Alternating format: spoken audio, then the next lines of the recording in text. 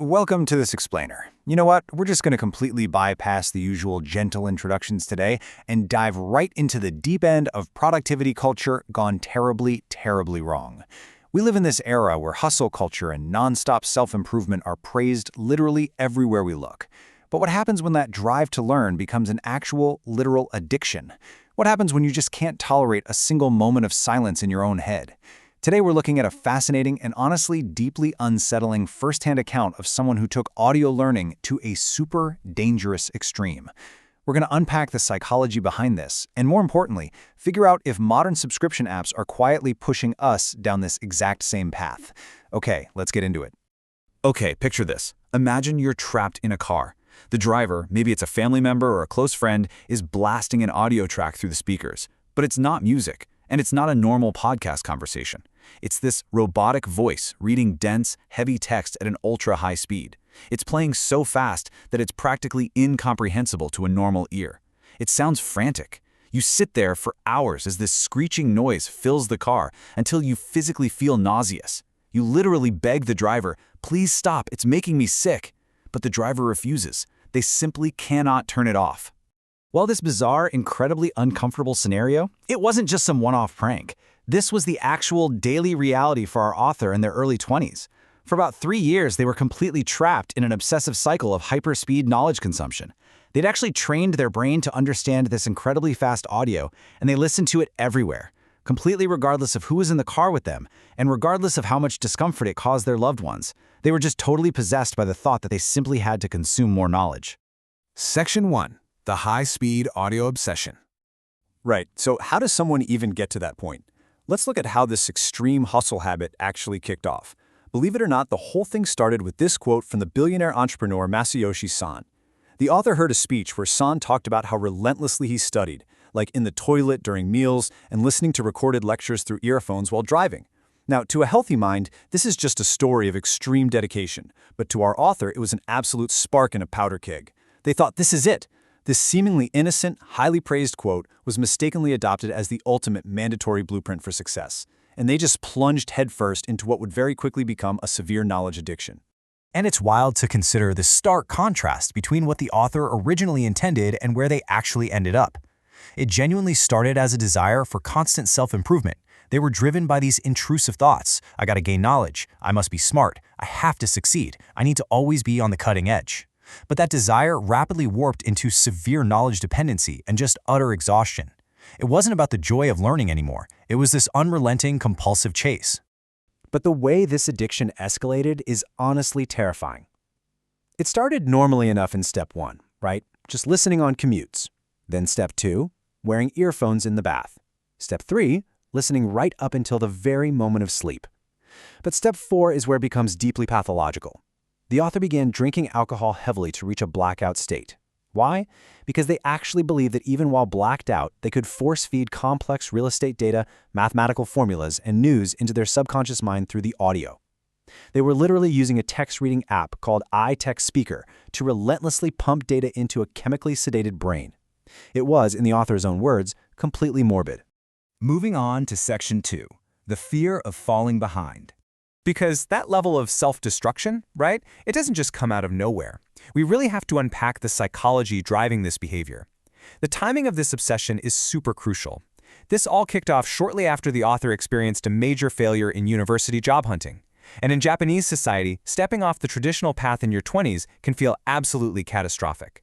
The author was completely paralyzed by the anxiety of being branded with these crushing societal labels: unemployed, off the tracks, a hikikomori or shut-in, a NEET, low income, or a disappointing child.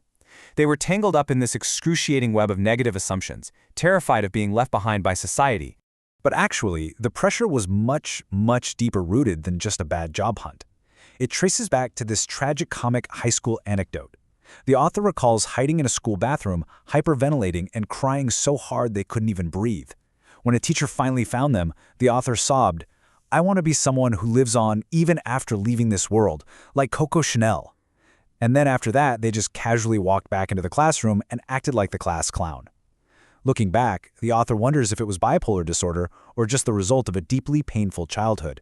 They grew up watching their parents suffer, constantly being put down, and seeing adults only praise high specs or exceptional achievements. They were just desperately trying to become someone great to finally win their parents' approval. Which brings us to Section 3, Information Overload and Breakdown. So you've got this seriously potent mix of childhood trauma and societal terror driving this extreme behavior, right?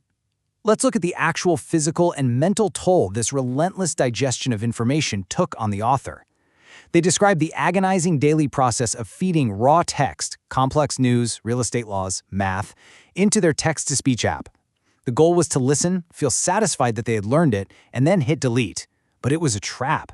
No matter how fast they listened, there were always hundreds of unlistened files waiting in the queue. Digestion of information piled on top of digestion, turning into a crushing obligation.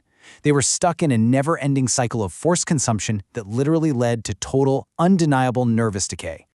And here is the absolute kicker. This is the crucial, devastating number, 30%.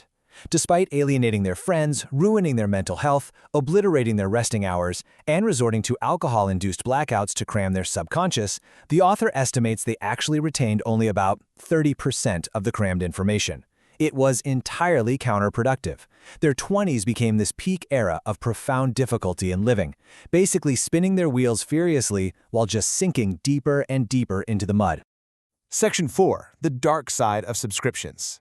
Now, I want to pivot for a second, because it's so easy to hear this story and think, wow, that person had a really specific, serious problem. But this personal tragedy is actually a stark mirror held up to our own modern, everyday habits. Here's what's terrifying. The author's story happened in the pre-Audible era. They had to manually copy and paste text into a clunky, rudimentary reader app. Today, we live in a landscape of endless subscription audio. Podcasts, audiobooks, news briefings, all seamlessly delivered right to our wireless earbuds. The author warns that this modern ecosystem makes this exact type of knowledge dependency incredibly easy to fall into. If you can't use your hands, you use your ears. If you can't keep your eyes open, you use your ears. Our downtime is basically being systematically eliminated. And you know, modern corporations are absolutely brilliant at exploiting this.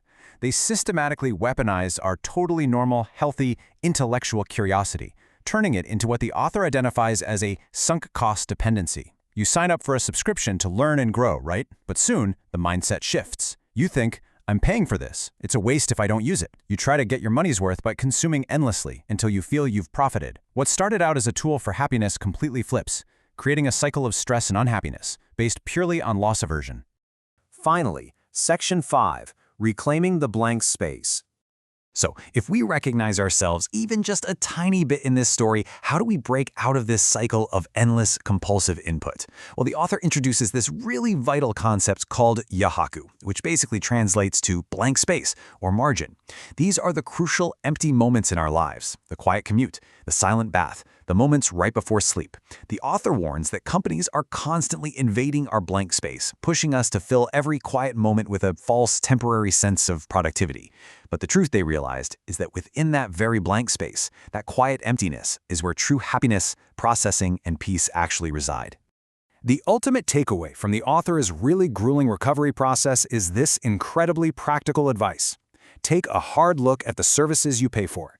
If an app or a subscription was meant to bring you fulfillment, but instead it's causing you anxiety, pressure, or a sense of lack, you have to let it go. The author experienced severe psychological pain, like actual withdrawal symptoms when they finally deleted their audio app, but they endured it. If you can't moderate your consumption, the absolute best choice for your health is to brave the withdrawal and simply hit cancel. So, I want to leave you with a thought to really chew on today. Take a hard look at your own habits. The next time you feel that automatic, almost twitchy urge to put your earphones in during a rare moment of quiet, just ask yourself, are these productivity tools actually bringing you fulfillment? Or are they just a high-tech pacifier masking your deep-seated fear of falling behind? Reclaiming your silence might just be the most productive thing you ever do. Thank you so much for joining me for this explainer, and I really hope you can find some peaceful blank space in your day today.